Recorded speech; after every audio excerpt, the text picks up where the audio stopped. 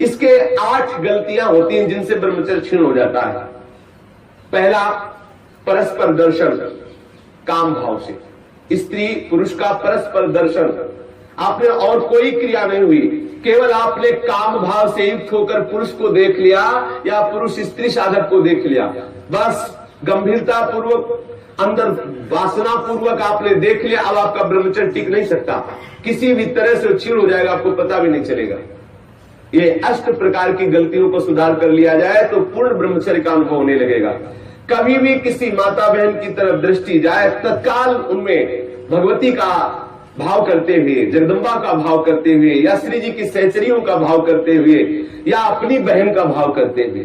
हाँ, अपनी बहन में कहीं गलती भावना थोड़ी आती है, अपनी माँ में कहीं गलत भावना थोड़ी आती है, अपनी बेटी में कहीं गलत भावना थोड़ी आती है। ऐसे सद्भाव रखिए, कोशिश कीजिए कि उनके मस्तक और केशों पर, नेत्रों पर दृष्टि न जाए, चरणों पर दृष्टि रहे। जो चाहे आपन कल्याणा, सुजस सुमति शुभगति शुभ नाना, सो परनार लीलार गुसाई, तजो चौथ के चंद्र किनाई। जैसे चौथ के चंद्रमा को देखने से कलंक लगता है, लोग बचते हैं, ऐसे ही माता बहनों के नेत्र, मस्तक और केस, इन 3 को देखने के लिए अपनी दृष्टि को बचा लो। नेत्रों में नेत्र न मिलने पावे, उनके ललाट और उनके केस पास पर दृष्टि न जाने पावे, उनके चरणों पर दृष्टि रहे। संभाषण करना हो तो सर नीचा करके ही उनसे संभाषण करो। ये आद्य शक्ति जगदम्बा के अंश स्वरूपा है, ये श्री जी की सहचरी है। ऐसा भाव रखकर उनसे वार्ता करो। ज्यादा देर वार्ता मत करो, एकांत में वार्ता मत करो। जहां दर्शन हो तत्काल नेत्र हटा लो।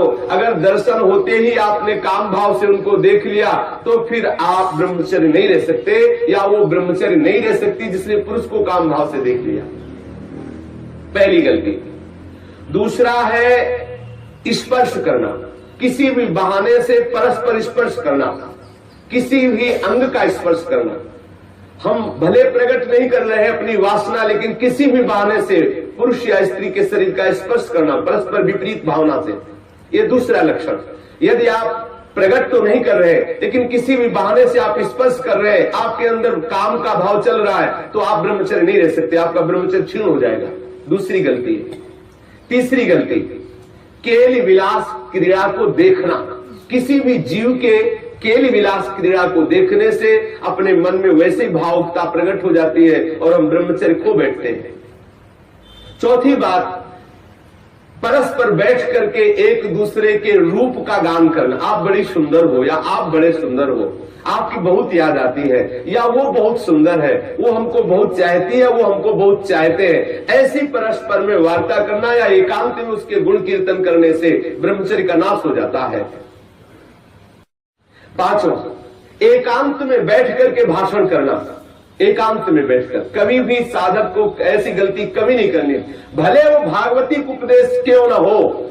जब आप देख लीजिए कि हमारे चित्त पर पुरुषत्व का अभिमान नष्ट हो गया है, किसी भी स्थिति में हमारे हृदय में भावना नहीं आएगी कि भोग्य वस्तु है, तो फिर सच्चिदानंद भगवान की अपार कृपा है कि त्रिभुवन में आपको कोई हिला नहीं सकता। नहीं स्वात्मा रामम विषय मृग तृष्णाम भ्रमयति। ज्ञानी भ्रष्ट हो सकता है लेकिन बोधवान नहीं, भक्त विचलित हो सकता है लेकिन प्रेमी नहीं।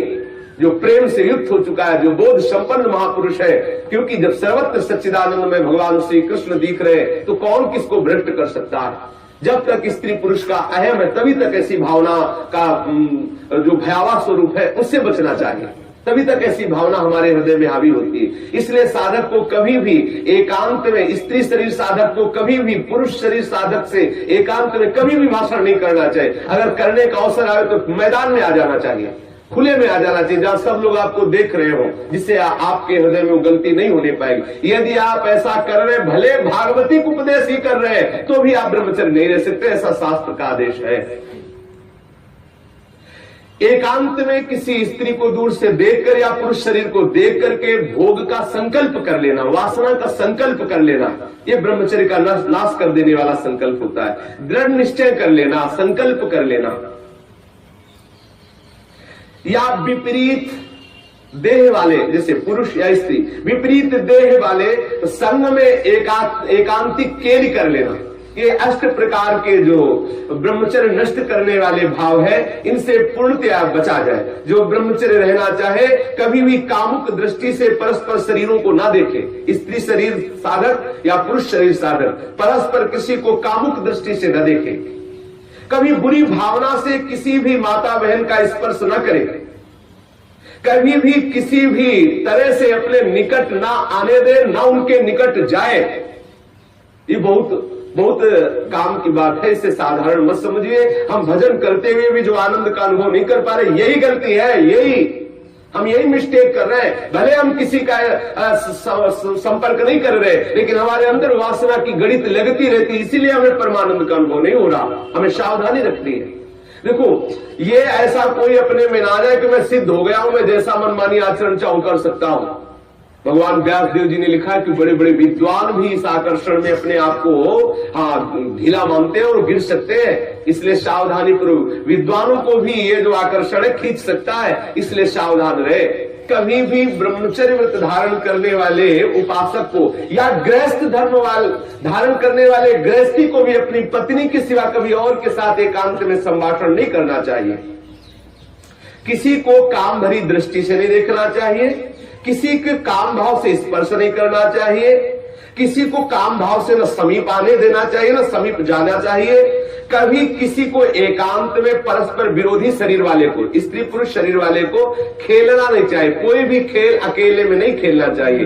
कभी भी एकांत में बैठकर मजाक नहीं करना चाहिए, कभी भी एकांत में बैठकर बातचीत नहीं करनी चाहिए। अपने मन को ही आप मित्र और शत्रु समझो। विषयों में लगा हुआ मन शत्रु है और प्रभु के भजन में लगा हुआ मन मित्र है। इसलिए सावधान, कभी भी एकांत में ब्रह्मचर्य धारण करने वाले को स्त्री का संग कदापि नहीं करना चाहिए, नहीं तो उसके हृदय में वासना जागृत हो ही जाएगी। इसलिए सावधानी रखनी चाहिए।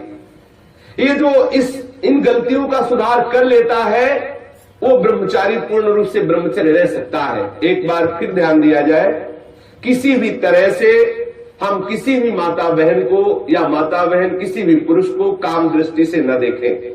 दूसरी बात, किसी बहाने से हम परस्पर स्पर्श ना करें। तीसरी बात, किसी भी तरह से हम उनके साथ कोई क्रीड़ा ना करें, कोई खेल न खेलें। किसी भी तरह से हम चार लोग बैठ करके उनकी प्रशंसा न करें जिनके प्रति हमारा मन आकर्षण हो चुका है। कभी भी हम एकांत में संभाषण न करें, एकांत में संलाप न करें। कभी भी हम विषयों का संकल्प न कर बैठे, विषय भोग का संकल्प न कर बैठे। इस तरह से हम अपनी इन 8 क्रियाओं से निवृत्त रहे। बुरी भावना से देखना, बुरी भावना से स्पर्श करना, बुरी भावना से निकट जाना या निकट आने देना, ये नहीं होना। बुरी भावना के साथ अंदर से भावना बुरा रखते हुए खेल खेलना, मजाक करना, बातचीत करना, इस तरह से अपने मन को हम विषयों से बचा सकते हैं। अगर इन 8 क्रियाओं से बचा ले गए तो हम ब्रह्मचर्य रह सकते हैं। यदि आप ब्रह्मचारी होना चाहते हैं तो आप अपने मन को शुद्ध रखिए। आप अपने हृदय को कभी खाली मत छोड़िए। हृदय खाली रहेगा, मन अशुद्ध रहेगा तो शरीर में ब्रह्मचर्य रह नहीं सकते। और जिसका हृदय और शरीर और मन तीनों अशुद्ध है, वो कभी भजन नहीं कर सकता। इसलिए सावधान। आज तो और बहुत बुरी दशा हो रही है, भक्ति के नाम पर वासना का पोषण करते हैं। भक्ति के नाम पर हम सखी तुम सखा, ये सब न जाने कौन सा नाटक। भगवान कैसे कैसे प्रपंच चल गए हैं, कैसे कैसे प्रपंचिक लोग अपनी वासना की पूर्ति के लिए भक्ति का आडंबर कर रहे हैं। भक्ति को हंसी मजाक समझा जा रहा है। राधा कृष्ण की इस महाप्रेममयी लीलाओं को कैसे किस भावना से घसीटा जा रहा है। बहुत दुर्गति होगी, बहुत सावधान। वो देख रहा है जो सबको देख ले। अरे कोई देखे न देखे, तुम तो देख ही रहे हो ना, तुम्ही को वहां बोलना पड़ेगा, वहां तुम छुपा नहीं सकते। सर्वशक्तिमान भगवान तुम्हारे अंदर बैठे देख रहा है। भजन करना चाहते हो, भगवत प्रेम प्राप्त करना चाहते हो तो ब्रह्मचर्य पर पूर्ण दृष्टि रखो।